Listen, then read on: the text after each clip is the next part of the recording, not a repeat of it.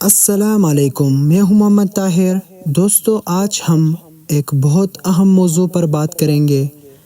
ہم سب کی خواہش ہوتی ہے کہ ہمارے زندگی میں خیر و برکت ہو اور ہم دوسروں کی مدد کر سکیں۔ اگر ہم سب مل کر نیکی کا راستے پر چلے اور ایک دوسروں کی خیال رکھے تو یقیناً یہ دنیا بہتر ہو جائے گی۔ ایک مرتبہ کا ذکر ہے کہ ایک گاؤں میں ایک بہت سادہ اور نیک آدمی رہتا تھا۔ وہ ہمیشہ اللہ کے ذکر میں مشغول رہتا تھا اور لوگوں کی مدد کیا کرتا۔ ایک دن ایک غریب مسافر اس کا گاؤں میں آیا اور بھوک کی وجہ سے بہت کمزور ہو گیا تھا۔ اس نیک آدمی نے اس سے اپنے گھر بلایا، کھانا کھلایا اور رات کے لیے آرام کے لیے جگہ بھی دی۔ مسافر نے پوچھا، آپ نے میرا ساتھ اتنا مدد کیوں کی؟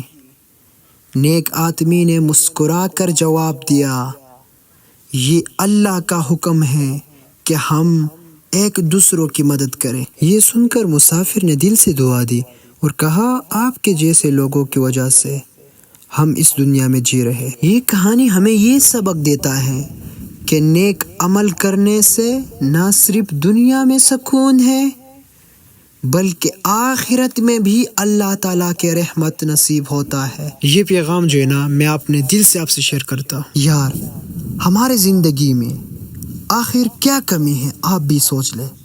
ہمارے پاس سب کچھ ہے لیکن ہم اکثر اللہ کو ناراض کر بیٹھے ہیں۔